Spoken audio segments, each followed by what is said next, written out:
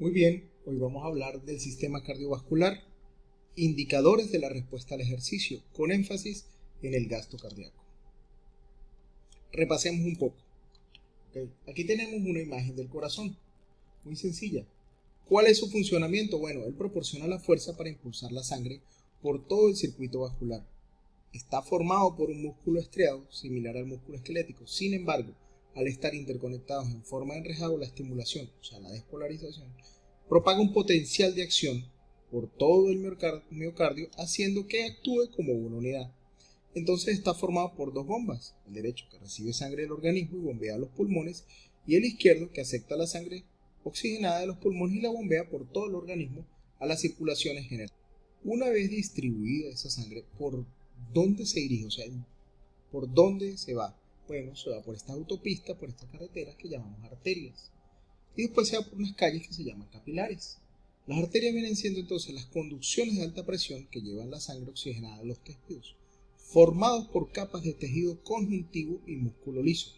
El grosor de las paredes evita ese intercambio gaseoso entre la sangre arterial y los tejidos circundantes.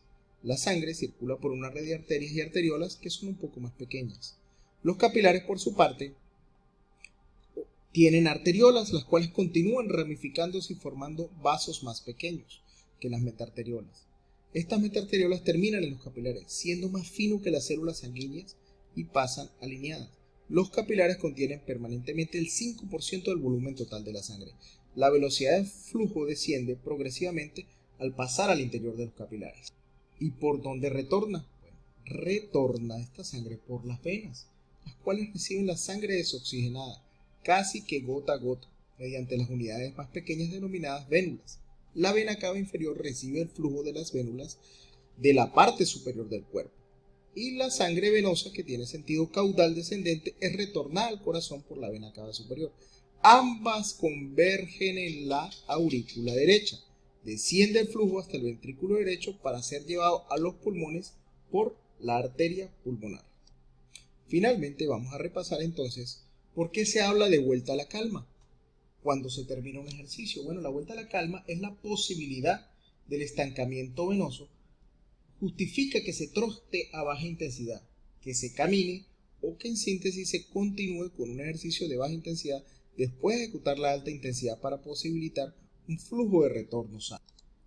Entonces, realizar un ejercicio dinámico como el que observamos acá facilita igualmente el retorno de flujos sanguíneos, además de otros beneficios como la eliminación de la acidez, de la concentración de hidrogeniones por lactato, por la vía aeróbica, pero de eso vamos a hablar en profundidad un poquito más adelante. Nos encontramos ahora con el concepto de presión arterial relacionada al ejercicio. En reposo, la presión más alta que se genera, la contracción del ventrículo izquierdo, o sea, la sístole, para impulsar la sangre por un sistema arterial sano, alcanza alrededor de los 120 milímetros de mercurio. Al relajarse el corazón, cuando se da la diástole, y al cerrarse las válvulas aórticas, la recuperación elástica natural de la aorta y de otras arterias proporciona un frente de presión continua para desplazar la sangre hasta la próxima oleada de la sístole, hasta el próximo impulso, hasta ese próximo latido del corazón. Durante la sístole, entonces, la presión arterial desciende hasta 70 o 80 milímetros de mercurio, pero en el ejercicio, el aumento del flujo sanguíneo durante el ejercicio moderado incrementa la presión sistólica aproximadamente entre 140 y 160 milímetros de mercurio. La diastólica puede aumentar hasta un probable 12%. En un trabajo desarrollado por el Dr. Astra, podemos observar que con fracciones del VO2, con entrenamiento de VO2 fraccional o ejercicios de VO2 fraccional de 25, 40, 50 y 75%, y la presión arterial medida en brazos, piernas, tanto la sistólica como la diastólica, las variaciones que se observan en cada una de ellas de acuerdo a la intensidad que se está solicitando. Fíjense que varía más la presión sistólica en brazos cuando se eleva al 75% de la intensidad de acuerdo al indicador denominado en este caso consumo máximo de oxígeno. Igualmente en los brazos también se eleva la presión diastólica. Bueno, pero ¿y por qué necesito estos indicadores? Resulta que requerimos conocer también el volumen sistólico en reposo. ¿Cuántos mililitros por lateo se mueve? Un sujeto desentrenado entre 55 y 80 mililitros. un sujeto entrenado entre 80 y 95 y un sujeto deportista de élite entre 100 y 120 mililitros de sangre por latido. Mientras que el volumen sistólico en máxima actividad de un sujeto desentrenado estaría alrededor de los 85-110 milímetros por latido.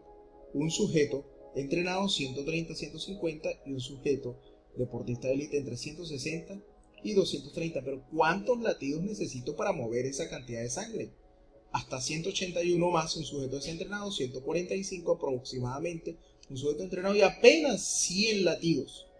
Porque aquí importa el tamaño del corazón para mover eso. Y ahí es donde vamos a llegar más adelante para hablar de gasto cardíaco. El gasto cardíaco es el débito cardíaco o el débito cardíaco que se define como la cantidad de sangre que sale, que expulsa la aorta por minuto y depende del volumen de sangre expulsada en cada contracción, en cada sístole del corazón. ¿Ok?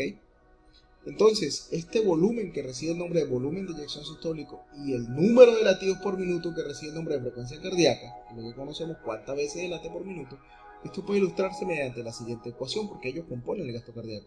El gasto cardíaco es igual a los mililitros por minuto que son expulsados y este se puede obtener conociendo la frecuencia cardíaca, los latidos por minuto, multiplicado por el volumen de eyección sistólico, por cuántos mililitros de sangre por latido se expulsa. Con la frecuencia cardíaca, entonces ponemos el latidos por minuto, el volumen de eyección sistólico en mililitros por latido. Se puede obtener así el hombre no entrenado, un sujeto que haya alcanzado una frecuencia cardíaca de 72 latidos por minuto y un volumen de eyección sistólica de 70, tendrá un gasto cardíaco de 5. Lo mismo sucedería para acá, por ejemplo, para una mujer no entrenada, alcanzó una frecuencia cardíaca en ejercicio, así de 200. Y un volumen de eyección sistólica de 90 mililitros por latido. Entonces tendría un gasto cardíaco de 18 litros por minuto. Pero la frecuencia cardíaca la puedo obtener con un pulsómetro, con un instrumento de precisión que me permita medir la frecuencia cardíaca. Ahora bien, ¿cómo puedo obtener el volumen de eyección sistólico? Para allá vamos. Para obtener el volumen de eyección sistólico debo conocer antes el pulso de oxígeno. ¿Qué es el pulso de oxígeno? Es la relación que hay entre el consumo de oxígeno y la frecuencia cardíaca, lo que corresponde a la cantidad de oxígeno consumido por cada latido cardíaco.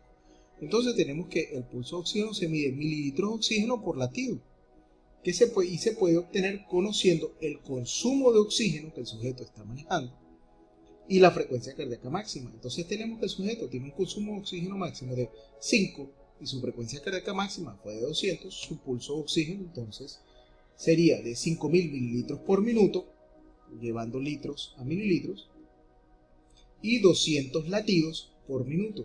Entonces su pulso de oxígeno sería 25 mililitros por latido. ¿Por qué mililitros por latido? Pues necesito saber cuántos mililitros de oxígeno por cada latido. Por eso debo convertir los litros a mililitros.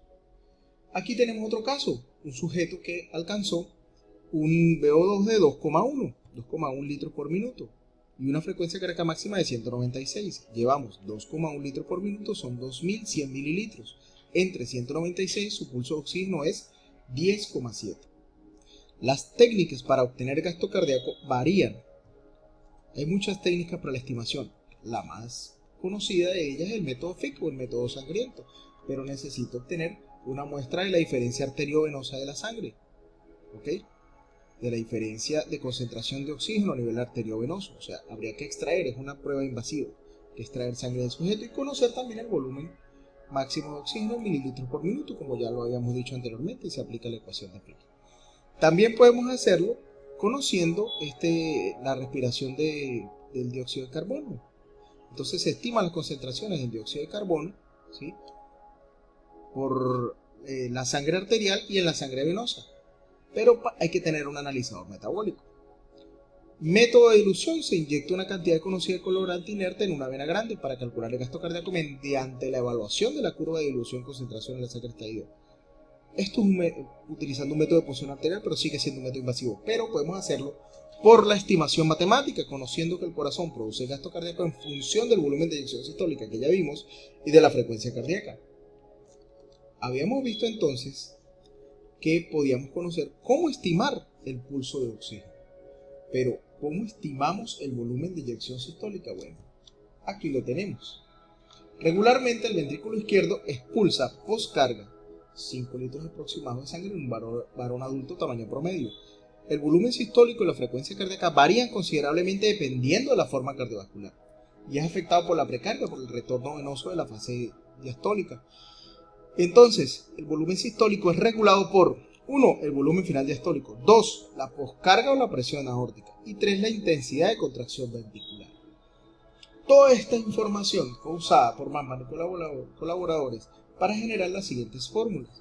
Una fórmula de estimación para sujetos no entrenados y sujetos entrenados. ¿De estimación de qué? Del volumen de eyección sistólico, utilizando el pulso de oxígeno. Entonces tenemos un sujeto no entrenado 6,81 por el pulso de oxígeno más esta constante, y en entrenados aplicaríamos esta fórmula. Vamos a suponer que vamos a trabajar primero con un sujeto entrenado. Utilizamos esta fórmula y nos venimos acá, volumen de eyección sistólica 10,33 por 25 mililitros por latido, que es el pulso de oxígeno que tuve anteriormente, más 32, me da un volumen de eyección sistólica en mililitros por latido de 290,55. Mientras que para un sujeto no entrenado, entonces utilizaríamos 6,81. Supongamos que este sujeto, como no es entrenado, pues apenas alcanzó 10,7 mililitros por latido. Más 26 nos da un resultado de 99,57 mililitros por latido para el volumen de eyección sistólica. Ahora que conocemos el volumen de eyección sistólica de estos dos sujetos, sabemos que para el sujeto entrenado es de 290 mililitros por latido, y conocemos la frecuencia cardíaca máxima de este sujeto entrenado, multiplicamos el volumen de eyección sistólica por los latidos por minutos y lo dividimos entre 1000, porque lo debemos llevar de nuevo a litros por minuto. ¿Ok?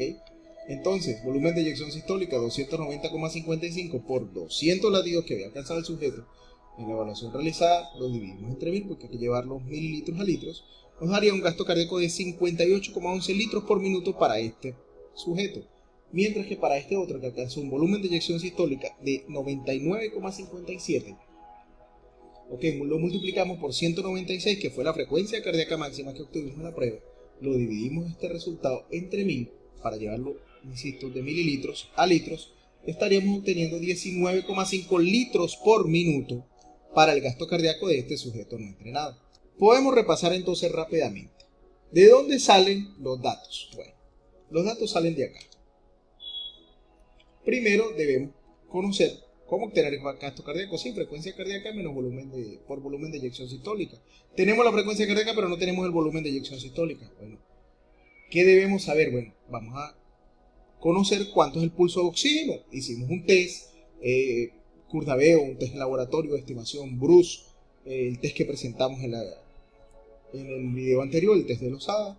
Un test para estimar o para medir el consumo máximo de oxígeno, lo dividimos el consumo máximo de oxígeno absoluto en litros por minuto entre la frecuencia cardíaca máxima. Por ejemplo, si aplico un test de Kurdaveo en terreno, pero me da la fórmula, me lo da en relativo, debo llevarlo a absoluto. Entonces debo hacer la conversión. Eso lo explicamos también en el video pasado, cómo convertir los mililitros por kilogramo por minuto a litros. Una vez conocido entonces el pulso de oxígeno, vamos a hacer la estimación matemática, que es el método que vamos a utilizar, y necesitamos para hacer esa estimación las fórmulas propuestas por Bambam y colaboradores para sujetos no entrenados o entrenados. Ya conocemos de dónde viene este dato. Este dato es el pulso de oxígeno que acabamos de estimar. Y ahora vamos a estimar el volumen de eyección sistólica en mililitros por latido. Ya tenemos el volumen de eyección sistólica de ambos sujetos. Ahora sí podemos calcular el gasto cardíaco. Bueno, espero esta información sea de utilidad y le den aplicación en sus lugares de trabajo, en sus ambientes, con sus deportistas, con la población que ustedes hayan de atender. Nos despedimos recordando que estaremos subiendo videos ahora de manera más frecuente, alrededor de videos entre 10 y 15 minutos explicativos breves. Esperamos se suscriban, denle a las notificaciones. Muchas gracias.